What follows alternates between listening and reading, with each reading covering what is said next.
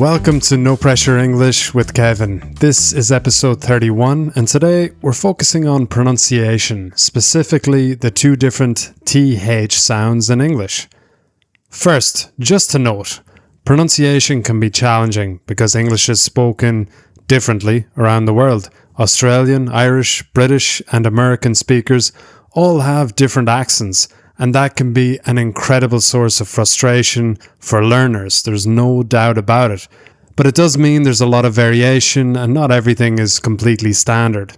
As I said, people pronounce things differently in English all over the place, so don't stress if you pronounce things differently too. That's just life. However, what I've noticed from many sessions with students is that pronunciation is often highlighted as a key area for growth. A lot of students want to sound more professional in English and feel that they have a block they can't get past. But when we do focus on pronunciation, or when I correct the pronunciation of a word here and there, some students feel awkward or embarrassed and skip past it. So it's an area that a lot of students find difficult to really embrace. Today, guys, I'm going to try and keep the language nice and simple and basic in terms of describing pronunciation. More importantly, I want you to feel comfortable repeating after me. Like sometimes it's easier to repeat after an audio than it is in a classroom. So this can be a little trick for me, a way to reach students who feel uncomfortable in sessions, but who maybe want to practice pronunciation at home without any stress. And look, guys, as adults, we can feel shy or timid or uncomfortable about practicing pronunciation. It's completely normal, but it's essential if you want to feel more comfortable and professional. In English, there are two TH sounds. We have what we call a voiced TH sound. In other words, it's the sound we hear in words such as the, this, those.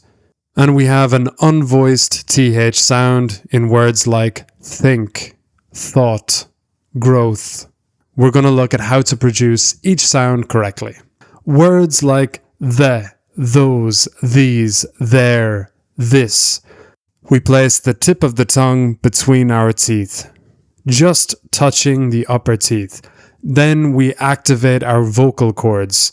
There's a little bit of vibration and continuous airflow. Think of it like pushing a door open, okay? Just a little bit of air coming from our vocal cords. The, those, these, there. Okay, so we feel it in our vocal cords. The, those, these, there. These words are often easier to pronounce for my students.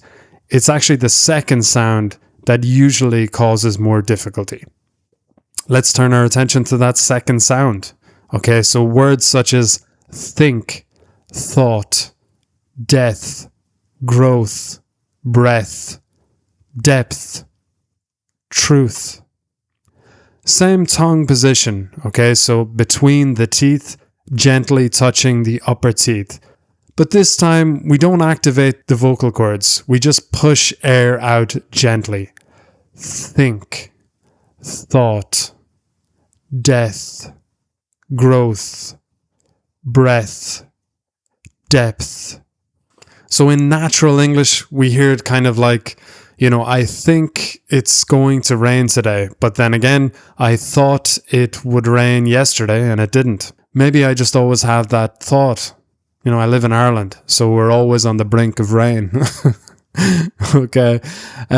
So for these particular words, I often find that it's good to separate them or break them down. All right. So if you have a word like thought, make the sound first. Just separate it for a moment and say ought, thought, thought, thought. And the same with death, death, death, death. Or breath, breath, breath, breath. So I do hear a lot of common kind of problem words, and that's why I wanted to create this particular episode. So we're just going to look at a couple of these words. The first word that I do hear that causes people difficulty is death. So for example, there has been a death in the family. I often notice students avoid this word and use the verb instead. They might say someone died rather than there was a death in the family. Okay. It might be easier to pronounce, or maybe they don't have that word in their lexicon, in their vocabulary.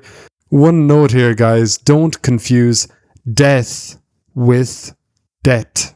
Debt. So don't confuse death with debt. So the second one is to owe money. It is D-E-B-T. It has a silent B. I am in debt. Okay, as in I owe people money. And don't confuse that with death, to die. And the next word we have, which many of my students use incorrectly or have a little bit of difficulty with, is growth. So many of my students use the verb grow, where the noun growth is needed. And also a side note here, to grow up, when we use grow with the preposition up, the phrasal verb, it's used for physical or personal development, not for kind of general things like prices or statistics.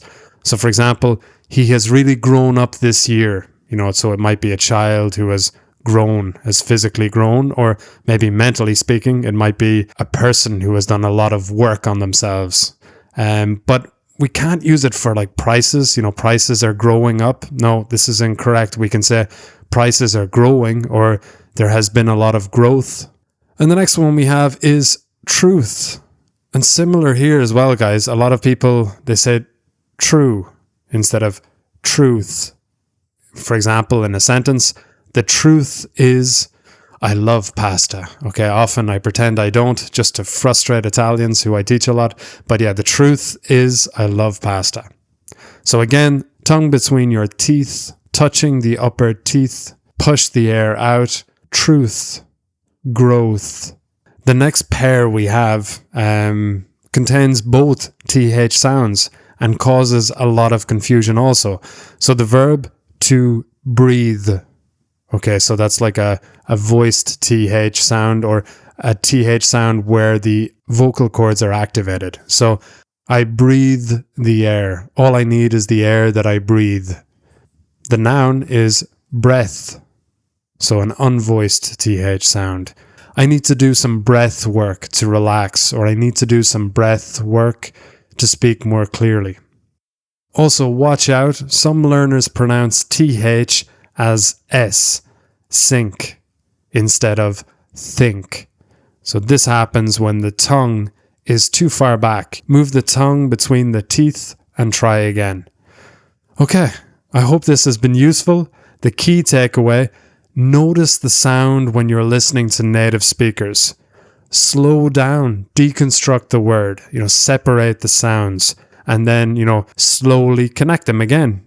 And finally, guys, the No Pressure English website is now live, so you can visit nopressureenglish.com to listen to episodes, read transcripts, and get in touch, Take care of yourselves. Have a great week. Ciao.